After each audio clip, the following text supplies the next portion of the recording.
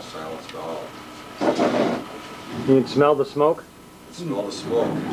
I can almost see it. Tough time either. Well, good thing we don't have a smoke alarm in here.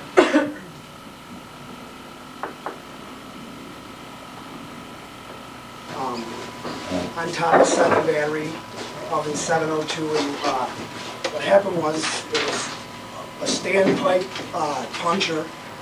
He was on top of a standpipe, and he fell from the standpipe to the battery, severely bruising his elbow and cracking his rib. Okay, now this happened in May of 1993, and what happened was unclear in the accident report, and it was this was due to questions concerning what happened, whether it was his balance. One side said it was his balance, and he had argued that it was the wind or that it was windy conditions. Okay, now the JSA report, which we looked at for this, which was number 61, JSA number 61, step 6, it stated that the JSA itself, it was very specific. We went over it in his trailer, and it was concerning the procedure of punching standpipes. And the accident, it may have occurred due to the lack of experience, even though he was 4 months on that job, or it may have been because of the training and understanding of the JSA itself. Now, the prime example here is the mirror. Now, this question is for this group over here. As far as the mirror goes, I mean, do you remember a JSA that had a mirror in it? Does anybody here remember a JSA that introduced us to a mirror that looks so you can see down the standpipe to see if it's plugged? Does anybody remember that? Okay, so none of us were introduced to it either. We had no idea what it was. Show them the JSA. JSA, yeah, it's right here. It's One of you guys can pass yours around to the group. You got your JSA, pass it around. Duff, you'll need his, we'll continue with it. It had to be specific, it would be number 6 on here, 6, Well, just show them. number 6 right here. Even if you read the JSA, you would have remembered the sheet that's there's an attached sheet to the back of the Attached sheet there. I'm sorry, yes I did, I did see this. You did see this Yes, one. I did. Okay, because did you receive a mirror?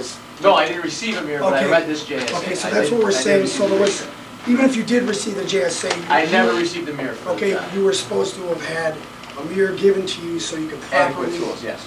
Okay, exactly, adequate tools. Okay, so nobody ever said anything concerning this tool. The focus on this there. Now, due to the observation and inspection of the incident, we came up obviously with the three categories here, which is environment, people, and behavior. Okay, now under environment, the man said it was a windy condition. He said he was swaying, and obviously poor training is the people, the man there. What? Oh, you want me to go all the way down? Okay. Now, as far as this goes here in environment, we had a windy condition, a plugged standpipe, poor access or footing, which is the man climbing up and down, and there's a standpipe that's about this wide that he has to balance on to punch the standpipe. He's blowing right in your face, and also the lack of equipment, which is an example is the mirror. Okay? Now the people, it's poor training. How many times have you been told, well, I don't know if anyone's been told, but hey, go up and do standpipes? Well, I've never done them.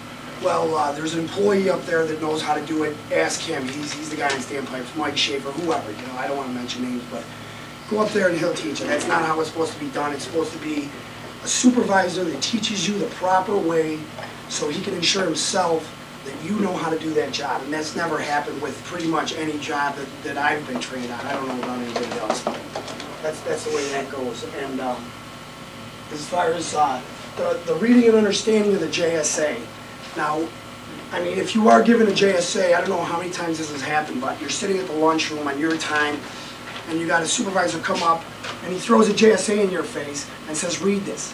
Now, if he does that, you can either say, look, do it on your time, or I'm going to read this thing, and you got to read it. You really thoroughly have to read it, and maybe we should be quizzed on it or something. Because I don't know if everyone's reading or just... Tell them what happened.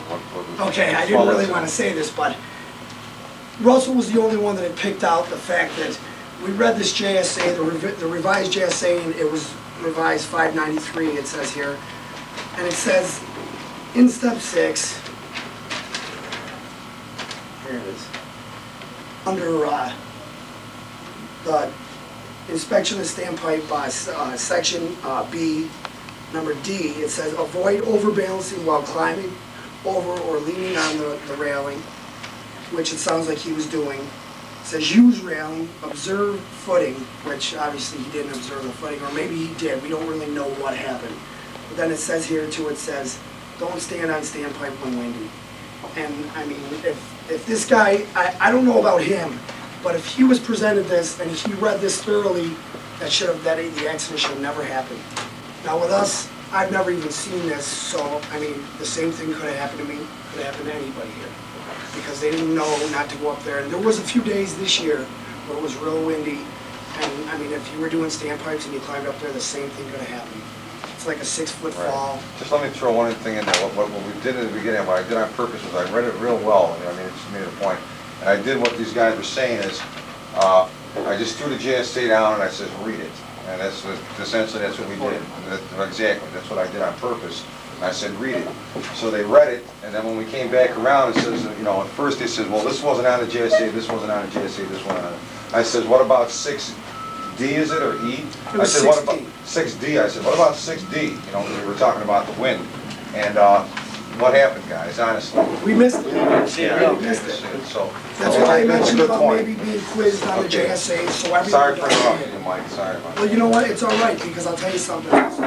I did miss it and I admit it, and I wouldn't be against getting, excuse me, a quiz, because if it's gonna save my life, or it's gonna save me a broken rib, I'll be quizzed on any JSA, you know? I realize there's 2,000 of them or something, but if it's gonna help prevent an accident, we should be quizzed on it. We should also be, you know, presented with that JSA and have an opportunity to read it. Okay, now, going down to the next thing here, which is the behavior. Men climbing up and down standpipes. First of all, I don't know who does this, I've never done it, but you're supposed to walk around. You're supposed to climb up the stairs on either end of the battery. They have 4 sets of stairs. Climb up, come over, and then climb over the railing, which that's a hazard anyways. This job, no matter how you look at it, there's really no safe way of doing it, you know? And another thing too is reaching for bars. Now, if you had the mirror and you were able to look down that standpipe and see if it was plugged, you'd know, and you'd have that bar right over near that standpipe. You wouldn't have to reach for it, you wouldn't have to throw yourself off balance, and I mean, that's a good point right there. Now, what we've come up with is some solutions here. Solutions that we had, we came up with 7 of them, and obviously we did the 80-20 rule here, and we picked better footing, which what we suggested here is a permanent catwalk. Somehow, you know, put a permanent catwalk with the metal grating from each standpipe, and maybe somehow shorten the damper bars, you know, put a heavier counterweight on there or whatever. But there was a few other suggestions here, like an accessible ladder, like a portable platform, or the portable catwalk up there that rolls on rollers. Another thing too was maybe a platform off the Larry car. Have the Larry operator drive down, and as he's doing it, the guy's at the next oven, you know, punching the standpipe guy. Okay? Now, also what we did too is we chose better training, understanding of the JSAs. And that, I pretty much covered that already as far as maybe quizzing, and definitely being presented the JSAs. We have to be presented these JSAs, otherwise, I mean, it's just an accident waiting to happen. Okay? Now, what we have finally here is, I didn't miss anything, did I? Well, what was the basic really- 80-20 rule? What did we come up with that we think would engineer the accident right out there? Putting better footing on there, whether it's a Okay. catwalk. Well, we come up with 7 of them, but we had an asterisk Yeah. on the 2 most important. Exactly, better footing, we need better footing up there. You can't be standing on a space like this, you know, everyone's different, there's big guys, small guys, whatever. But if you had a platform up there, you can stand and really punch that standpipe, it's gonna be a lot better. Especially because the footing is not flat. It's not, it's like Footing is this, round. and you're like this, and you're comments. Okay, the comments of the JSA, okay? This is just a little observation, you know, it's damaging towards people. Okay, example, they said this JSA, if you guys have one in front of you, it says right here, Backside. yeah, I got it. It says Kramer fell to battery top, standing in gooseneck because he is too short. They put his name in there and then they put he's too short. That isn't necessary to put anybody's name. It was an accident, it happened, it was unfortunate, but they don't have to put the guy's name there. I don't know who writes this, I don't even want to mention the guy's name. Yeah, exactly. You know, I mean, they put Shaw, fell from standpipe, broke rib. They don't have to put anybody's name or even their number, you know? So, We just, so if you have a minor accident, say if you have a minor accident, a close call, are you gonna be more inclined to incriminate yourself? And put your name down on one of the, have your name put down here and be blackballed or have people look at you wrong? Or are you gonna wanna contribute as a team for safety, maybe talk with the team, have it put down, have it avoided happening to something else? okay, I understand that, put his name That's what down, I'm but saying. don't You put. do not wanna put your name down, that's what I'm saying. You don't want to put, you know, because he is too short. I mean, Right, that's that's ridiculous. wrong. I noticed that on there. We all noticed it, and we decided to say something about it. Another thing, too, is the SBH2 day one. Okay, now we had several people talk to us, and it just seemed, we all got the feeling there was a lot of finger pointing towards employees and not management as far as these accidents, okay? It was what could the employee have done to prevent this accident? Now, it was an accident, it was unfortunate, there's a lot of accidents that happen. There should be no finger pointing, there should be what should be done in order to correct this, so it doesn't happen again, okay? Now, just one more thing, we didn't have a lot of time over there, and we got sidetracked a few times, so I just wrote down something of a close here that I wanted to say, so if I forget something, I'm gonna go down here. First of all, there's a lot of safety hazards plant-wide. Okay, not all have been addressed. Some have been, and still there's been nothing done about it. Okay? Now, if we want to shoot for 10 cases or 4 lost work days by 1999, we have to get whoever or whatever it takes to correct these potential safety hazards. Okay? There's, I mean, just to name a few, there's the standpipe footing, the bag house hoppers, those are dangerous, I know, I got hurt on them. We were walking off the battery today and there was a bar sticking out of the thing. I think you almost tripped on it. There's a bar sticking out of the spill elevator. And that's a safety hazard. You trip on that thing, you're gone. Yeah, good job. The knife blade was about 3 feet up. Another thing too is just closing pockets on the railroad car. You got a bar there, potentially you can slip off, I've done it. That's just some things that have happened to me. I'm sure everyone's got stories and stuff like that. There's a lot of hazards though that can be corrected, you know. That's easily. Exactly. Common sense. That's our presentation pretty much in a nutshell. And we just want to thank Russell and John, yeah, John, I didn't want to be disrespectful, but he said it. So, John, we want to thank you guys for helping us out and coming up on the battery and, you know, investigating the accident. It was great. Thank you very much. Thank you. Anybody got any questions for? Yeah, it's another thing too, is for the first 580 hours, or 520 hours rather, yeah, everyone's intimidated. Nobody really wants to report accidents if they happen because they're afraid that they're going to get fired, which, I mean, we don't really know what happened with one of the employees, Stephen Mills, but rumor has it that he was fired because he got hurt before he had his 520. I mean, I don't know. But there's a lot of employees that have been hurt and they haven't reported it. They're scared right off the bat. Exactly. They have been hurt, they haven't reported it because they're afraid that they're going to get let go. So when I say this, I'm addressing you and whoever else, you know, that could do something about it, you know, get something done about it. Make it feel a little more comfortable. Exactly. Out there in the beginning. You know, because an accident is a real serious thing, you know. Anybody got any questions for our group? Okay, let's give team 2 a hand. 2. Or team 1, I'm sorry, I take it back. They are number 1, by the way. They are number 1.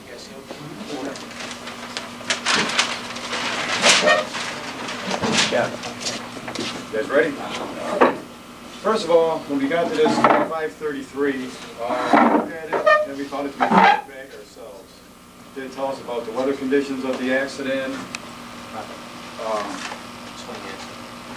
Oh, Okay, I'm sorry. The Jonathan's mechanical accident was a millwright who was breaking a union by the standpipe, and when breaking the union, he wrenched his elbow, and I guess he had a pretty severe strain. Okay, where we going? Poorly prepared data on the sheet. It didn't really tell us much about the causes. What might have caused it? Like I said, was there mud on the battery in front of the standpipe? Did he slip on that when he came down? The thing that kind of bothered us is that they accepted it as a hazard. We talked to the foreman, and he goes, "Well, it's part of the job."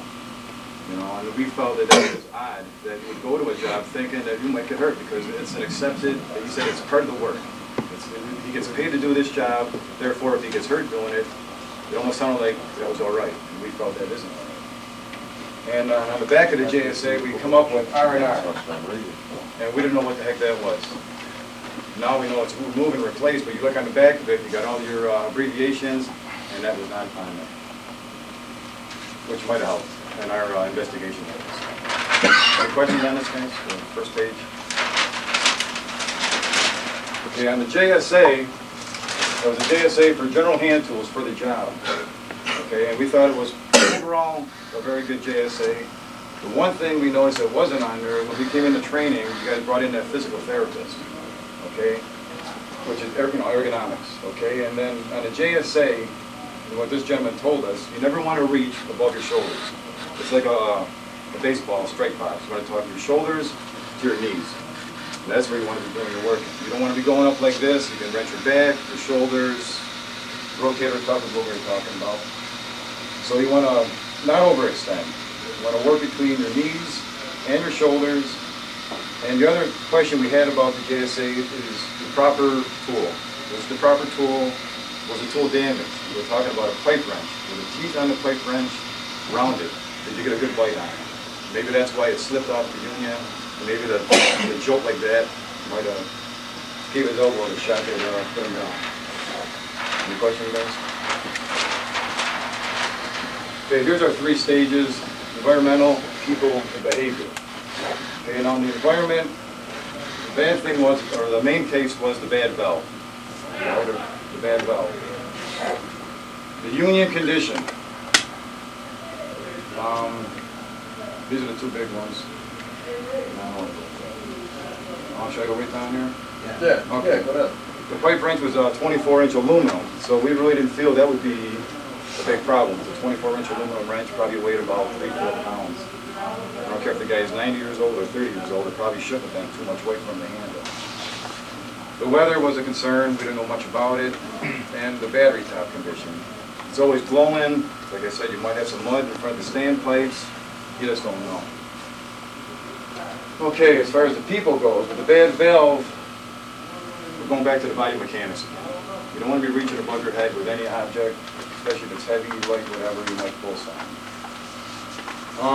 The stance, was the guy directly in front of the standpipe? Was he working on the side of it like this? You know, if you're squared up to the piece, you got proper leverage, hopefully you're not going to strain anything.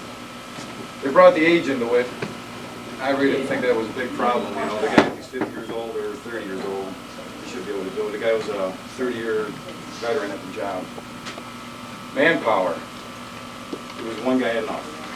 You know, it's a question to be asked. It's only a union. We're talking one 24-inch pipe wrench. I don't think there's room for 2 guys on it. The mood. The guy having 30 years of service, maybe he figured a new guy should be doing it. Maybe he thought his experience wasn't worth going up there and busting up the union. So maybe he went up there with a pissed off attitude, thinking a new guy should be doing it. And his physical condition. You know, I'm sure hopefully the guy had a physical and the guy was in proper shape. Okay, behavior. We're talking about complacency here. Maybe the guy, they say most accidents happen with most of the gentlemen, ladies, with a lot of years of service. They get too complacent with their job. You know, they take that one step that's a little too much for granted. Bam, something happens. You know, when the young guys come in there, they got the JSAs, they're a little afraid to make a mistake. They usually go by the book. Accepting as part of the job. As we're getting back to where the foreman said it was pretty much okay. It's part of his job, and if he hurts himself swinging a wrench, he's getting paid to do it, it'll probably happen again. And that's what we think it shouldn't happen again. Why should he go to the job site thinking that he's going to hurt himself?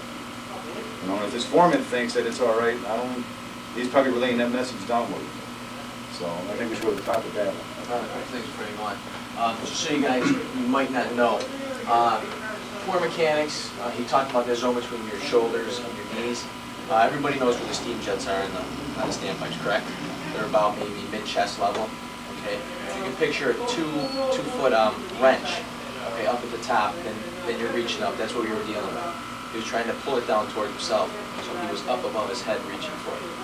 Okay, so he was out of that zone. He might not have had good leverage. Okay. Also with the manpower and the JSA, it listed that you might need to call some assistance. Okay, and we don't realize, we didn't know if he had called assistance or not, because he might not have had a problem. So just so you guys knew that. And with that pipe wrench, the theory we had is that, like Eric said, coming from up on top, it's a 2-foot pipe wrench, standpipe's right about here, you put it on the bottom, you need 2 of them, you're within your shoulders and your knees. Coming up with it like this, maybe that would alleviate, him coming from the top, stressing on his shoulder. Okay, getting to this, the bad valve. Like Duffy said, and I've seen this happen quite a bit. Guys use those things for ladders quite a bit. They go up and check up on the standpipes. They get between the 2 of them, the 2 standpipes. They hoist themselves up, and the union is right here. And the valve is right here, and these guys get right on there. So if you're doing that, we run 24 hours a day. Check the standpipes quite often. You got guys, I don't see it all the time, but I see guys not going around on the catwalks and coming up on top. These guys are hoisting themselves up there. If they're doing it 24 hours a day, 7 days a week, they're going to put stress on that union. Possibly, that's what we're thinking. If you don't have to replace that union, there ain't going to be a guy getting hurt on it.